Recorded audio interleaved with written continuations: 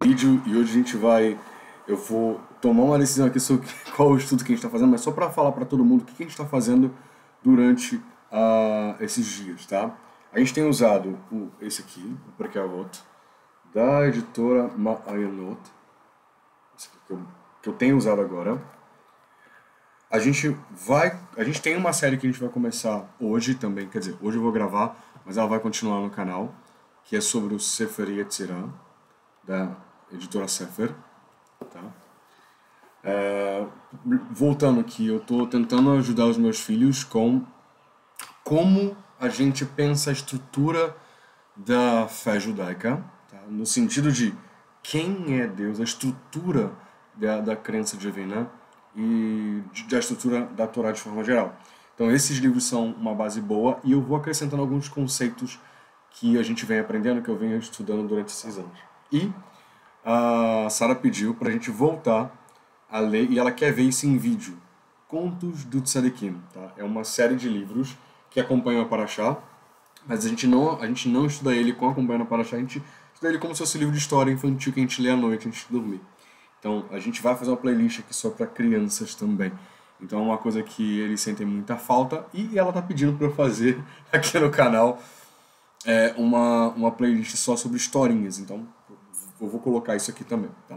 Então, dentro da nossa obrigação que a gente já começou, não é uma obrigação, mas enfim, a gente já começou a dar sequência. Não sei quando que a gente vai terminar, mas só para dar continuidade. Pirkei Avot, essa é a terceira aula de Pirkei Avot. Lembrando que a gente tem uma playlist no canal, mas eu aconselho que você tenha essa edição, que tem muita nota de rodapé, tem muita anotação dos dois lados, tem a versão do lado também original e tem a tradução ao lado. Então, para você que também está treinando hebraico, é muito legal, é muito bom também. Bem, vamos lá. No último episódio que a gente gravou, a gente leu a Mishnah de número 3, 1.3, e a gente vai reler e a gente vai falar um pouquinho sobre esses conceitos, tá bom? Vamos lá. Antígono de Sochó recebeu a tradição oral de Shimon, o justo. Lembrando de onde veio isso, no último capítulo a gente falou sobre de onde veio isso, de onde que eles receberam isso. Será que foi inventado? Será que de onde é que veio isso? A gente vai aprender que é do Sinai, mas, spoiler, mas assiste lá para você ter mais detalhes, tá? Ele costumava dizer, não sejam como servos que servem ao seu Senhor na esperança da recompensa, da retribuição. Lembrando que o Talmud fala que Deus é um excelente pagador. Então, a gente tem que acreditar, é um dos princípios da fé judaica de Rambam, compilados pelo Rambam, é que a gente tem que acreditar na recompensa divina. Então, é importantíssimo a gente crer na recompensa divina, tanto ela de atos positivos, quanto lo além um ato não positivo. Então, sim, Deus é retribuidor, mas, vamos lá, olha só o que está dizendo, a gente não deve servir como na esperança de receber retribuição. Até porque, só um conceito importante para a gente ter aqui, é que nós só conseguimos ter livre-arbítrio no mundo, presta atenção, a gente só consegue ter livre-arbítrio no mundo porque a gente não consegue ver a retribuição de imediato. Vou repetir. A gente só tem livre-arbítrio no mundo porque nós não conseguimos ver a retribuição, a recompensa de imediato. Se toda vez que alguém fizesse, roubasse, que alguém enganasse, que alguém tirasse dinheiro público, por exemplo, que alguém enganasse, que alguém roubasse uma velhinha, que alguém fizesse uma coisa que descumprisse 7 leis de Noah, que descumprisse as 613 mitzvot, se toda vez que acontecesse isso, a gente visse imediatamente a retribuição, nós não teríamos livre-arbítrio. Como você vai ter livre-arbítrio se você sabe você sabe plenamente todas as consequências que você tem quando você faz um ato? Se eu faço, nós seres humanos temos aquela coisa da recompensa imediata, né? Se a gente tem um like, se a gente tem uma curtida, se a gente tem um elogio, se a gente tem uma risada quando a gente assiste alguma coisa na televisão ou no celular, toda vez que a gente faz alguma coisa, que a gente recebe uma benesse, o nosso organismo ele libera endorfina, libera coisas que nos fazem bem naquele momento. Se toda vez que a gente fizesse qualquer coisa de bom no mundo, ou toda vez que a gente fizesse coisa ruim no mundo, mesmo aquelas que a gente, quer dizer, com a energia negativa, que a gente não sabe que é ruim, que a gente pensa que é bom, mas tem uma energia negativa ali por trás. Se toda vez que isso acontecesse, a gente não teria escolha senão fazer aquilo que Hashem quer que seja feito. Então, pela retribuição estar oculta no mundo, a gente consegue ter livre-arbítrio. Esse é um dos motivos pelos quais os anjos não têm livre-arbítrio. Eles estão no mundo da verdade, eles estão no mundo descoberto, onde eles têm acesso a toda a verdade ilimitada, e por isso eles não conseguem ter algo diferente de que servir à vontade de Hashem. É como se o peixe não conseguisse sentir a água ao seu redor, porque a água praticamente faz parte do peixe. Assim como nós não conseguimos sentir o ar ao nosso redor, a gente só sente falta do ar quando a gente não tem o ar. Então a mesma coisa é para os anjos. Então, para que serve a ocultação da recompensa? Para a gente poder ter livre-arbítrio. Ok? Então vamos lá, não seja como servos que servem ao seu amo na esperança da recompensa. Vamos continuar lendo. Assim como os servos que servem ao seu amo, e sim como os servos que servem a seu senhor, sem o propósito de receber recompensa. A recompensa existe, mas nós não devemos fazer o que é certo pela recompensa. Nós devemos fazer o que é certo pela essência do que é certo, pelo próprio amor a Hashem. Então percebe, ela existe, ela virá, ela está oculta para que nós possamos ter livre-arbítrio. Eu não estou falando só da recompensa positiva, eu estou falando também da recompensa negativa. Aquela recompensa pelo ato negativo, pelo ato mau. E que o temor de Hashem, o temor dos céus, seja sobre vocês. Ou seja, nós devemos servir a Deus sem olhar para a recompensa, porque ela não vai vir nesse mundo não visivelmente, tá? Então, não fica na esperança de que, já que eu estou vivendo uma coisa ruim, eu vou fazer algo para que eu possa ter um benefício. Eu estava ouvindo ontem uma história, 1h09, de um judeu muito especial. É porque eu estava comentando sobre no último episódio, eu estava estudando sobre... A gente comentou sobre o Rabino Abraham Stelfman. Eu sempre esqueço sobre o nome dele. Acho que é Stelfman. Enfim, se não tiver, tá aqui na descrição de novo, pela citação. E lá no canal da sinagoga, ele estava conversando com um dos senhores lá e com uma... Normalmente a gente olha histórias bíblicas, histórias de tzadikim, então a gente fica, uau, caramba, mas ele é um tzadik. E a gente viu uma história de uma pessoa comum, uma pessoa não comum, uma pessoa extraordinariamente comum, que fez um retorno a Hashem, que estava vivendo uma vida muito difícil, de um momento muito distante de Hashem, e sempre Hashem esteve com ele. Rabinos foram até ele ajudá-lo, enfim, mesmo estando num momento muito difícil. Não vou dar spoiler, mas devo colocar o vídeo aqui na descrição, que é um vídeo muito bonito. Mas é uma pessoa comum e que saiu de um estado muito ruim de vida e conseguiu se tornar, na minha visão, um tzadik, né? Por que é na minha visão? Porque a gente não consegue diferenciar um tzadik de um amaretz, mas uma pessoa que fez uma evolução tão gigantesca, que teve um processo de esforço de evolução tão grande, você tem uma noção. Não vou dar muitos spoilers, porque eu vou colocar o vídeo aqui na descrição, que é muito bom.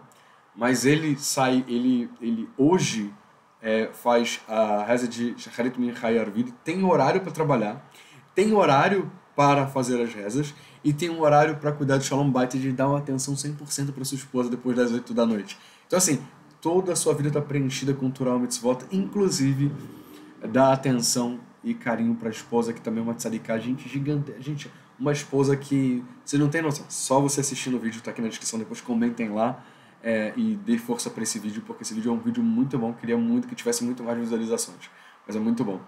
Enfim, então, a gente não consegue ver a retribuição nesse mundo, tá? Apesar de que, como a gente falou no episódio anterior, se você não assistiu a aula de número 1 do Pirkei Avot que eu fiz, falando sobre as consequências do Shema Israel, do Deuteronômio 28, Devarim 28, que fala que existe brachot para esse mundo só para sustentar nossas mitzvot, isso está no Shema, mas ainda não são a recompensa nesse mundo. Então é muito legal você assistir, vai ser muito bom.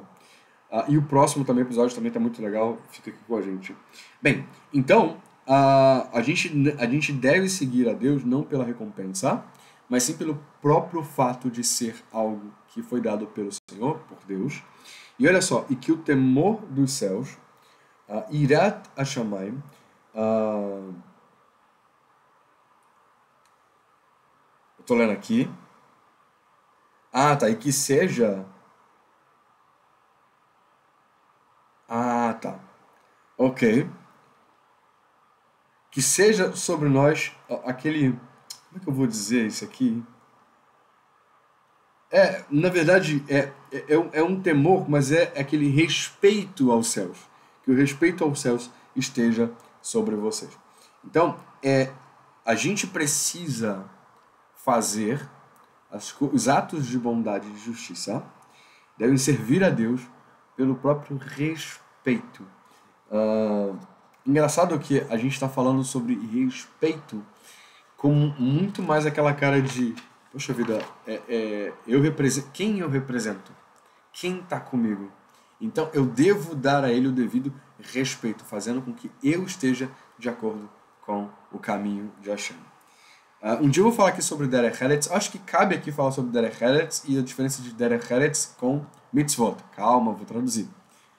Derech Eretz é bons modos. Derech é caminho, Eretz, né, da terra. Ou seja, é um comportamento terreno. Mas o que é o comportamento terreno que a Torá está falando, que a Torá fala pra gente?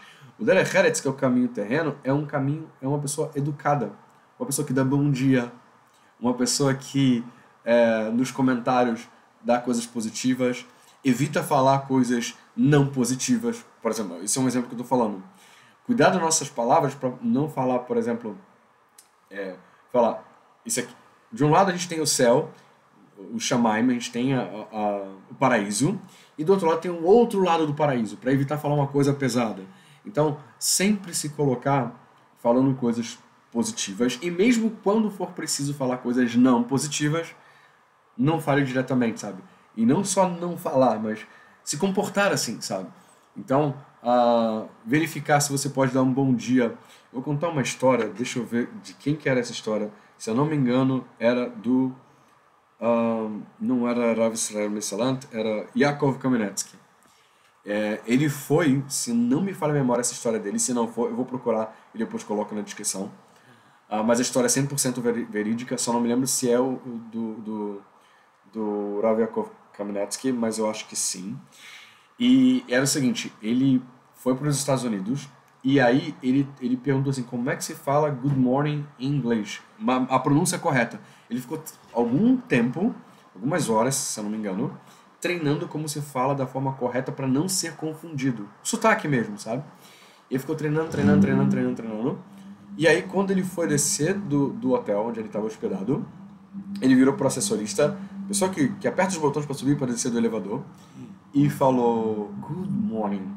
Então, e aí depois quando saiu, ele perguntou assim para a pessoa, eu disse corretamente? Ou seja, pro assessorista, para quem sobe e desce o elevador, né, uma pessoa muito importante, que estava preocupado se ia ser bem entendido uma questão que é educação. Então, Derech Eretz não é só algo bonito, mas uma pessoa que é muito envolvida com Torah e Mitzvot precisa, isso é parte da essência do Yehudi.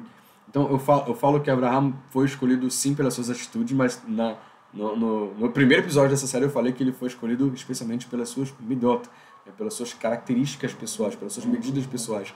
Então isso, quando você tem essas características pessoais refinadas, cabe muito mais Torah e Mitzvot ali. E cabe de forma pura, de forma plena. Então quanto menos refinado você for no seu caminho, menos você vai caber Torah e Mitzvot, pelo menos por muitos e muitos anos, né? Eu estou casado há 15, vou fazer 16 anos de casado. E o mais engraçado é que a vida do casamento é justamente assim. Se você trata mal, não há amor no mundo que faça com que aquele relacionamento continue. A gente tem muitos exemplos, eu conheço muitas famílias que as pessoas se amavam de paixão muito, muito, muito fortemente durante anos depois de um divórcio. Se divorciaram porque não se respeitavam. Então, respeito é algo que faz com que as pessoas se liguem. Então, o respeito a Hashem, lembrando que está falando nessa mitzvah, nessa Mishnah, está falando que Você tem que servir a Hashem por respeito aos céus, por respeito a quem você representa. Ah, mas eu tenho tanta vergonha do meu atitude agora como é que tá. Como é que eu vou dar a primeira atitude para isso? Comece com Derech Eretz. Comece com dar um bom dia, seja educado. Mas eu já tenho isso. Então não tem desculpa. O próximo passo é só pegar uma mitzvah e começar por essa mitzvah. Então, por exemplo, a Sheri Yatzar, que é uma mitzvah importante para depois que você vai no banheiro, agradecer a Hashem se você é judeu. Dentro do banheiro, como a gente falou no episódio 2 dessa série, não se pode rezar dentro do banheiro. Por santificação do nome de Hashem, está escrito isso na Torá. Mas você tem vários, por exemplo,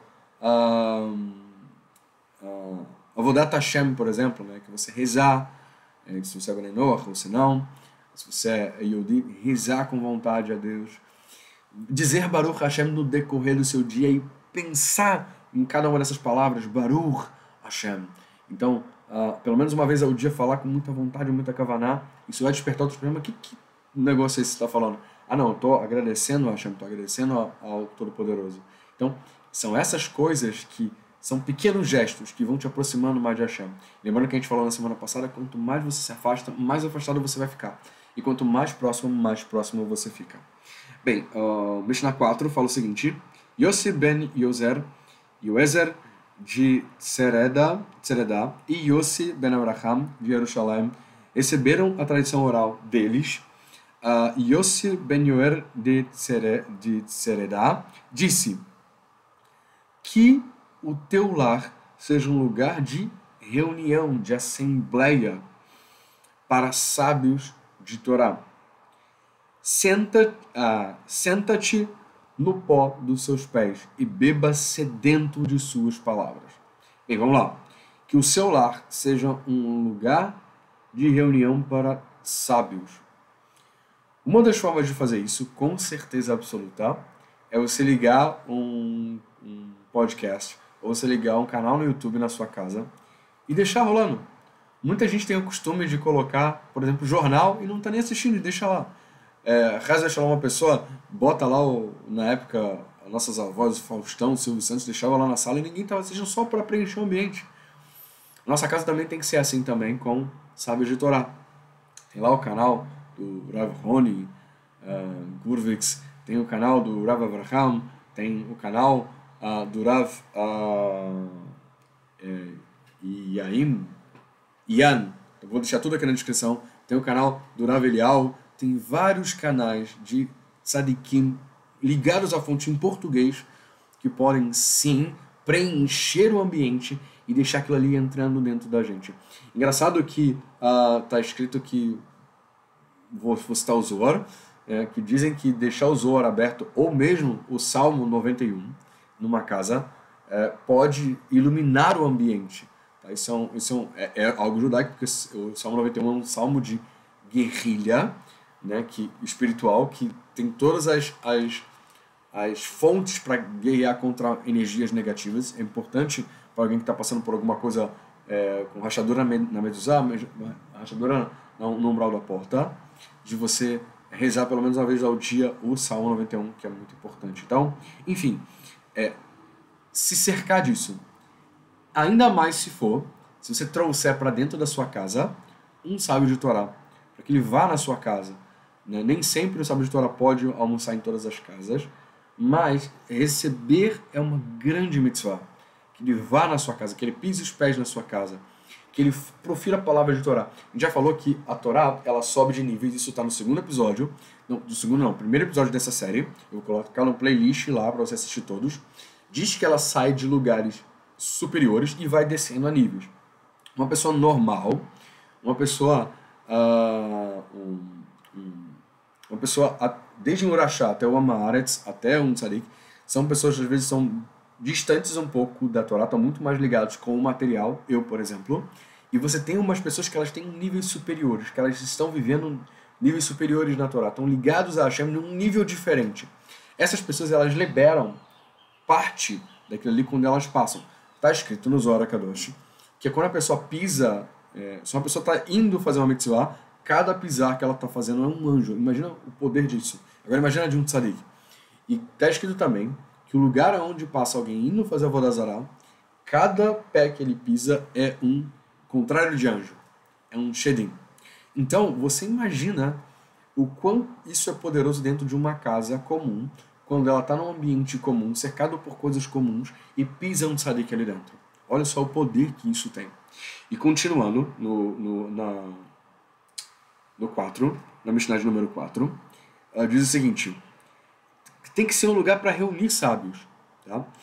Tá escrito também, agora deixa eu tentar me lembrar, Shlomo Amelech, eu não vou lembrar, mas tem uma passagem de Shlomo Amelech que eu aprendi com o Rabino Roni Gorvitz, que ele fala, lá naquele tempo da biblioteca judaica, ele estava falando que você, assim como o homem acredita na sua alma, assim ele é.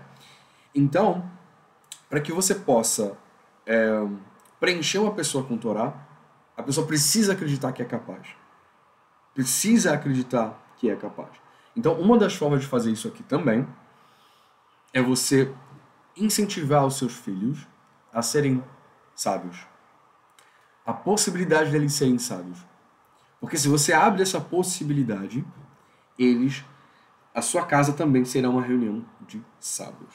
Olha só o que continua depois. Senta-te no pó dos seus pés. O que significa? Cada passo que um sábio de Torá der, siga os passos dele. Seja tão próximo como se fosse o calcanhar caísse poeira em cima do seu pé. Ou seja, cada passo que ele der, seja alguém que esteja fazendo passos também iguais. Lembrando, gente, que crianças aprendem, eu estava falando isso ontem à noite e ontem de tarde, tanto com a minha sogra quanto com a minha esposa. A criança não escuta aquilo que você fala. A criança escuta aquilo que você faz. Se você fala, é muito importante você estudar a Torá, e você não estuda com ela, ou não gosta, ou faz questão de mostrar que você não gosta, a criança não vai acreditar que é gostoso. A não ser que você faça, e a criança vai com certeza seguir os passos também. Então, beba sedento das suas palavras. Ou seja, não é só você absorver as palavras, mas é como se você tivesse sedento, óbvio, a nossa alma já está assim, querendo muito. Então, cada vez que você estiver aproveitando de um momento desse, se abra para você receber cada vez mais. Uma pessoa que não está com sede, ela bebe um pouquinho. Uma pessoa que não está com sede, ela recebe um pouquinho. Agora, quando uma pessoa está com muita sede, ela bebe. Quão bom isso foi. Então, não está falando só para beber. Beba das suas palavras, beba sedento das suas palavras. Então, beba com vontade e depois faz que é gostoso. Isso reflete em você e reflete também nos seus filhos. Bem, próximo episódio a gente vai fazer o Mishnah 5, que fala o seguinte: Yosef ben Abraham de Jerusalém disse que o teu olhar seja... antes de continuar, só curte esse vídeo, comenta aqui embaixo, faça perguntas e comentários para eu saber que você está escutando, que você está gostando.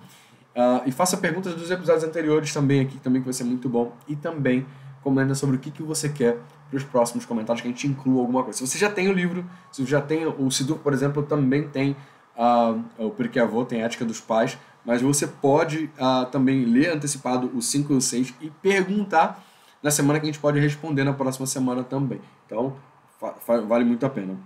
Que o teu lar seja bem aberto aos hóspedes. Trata os pobres como membros da tua família. Olha só o que está dizendo aqui. Trata os pobres como membros da tua família.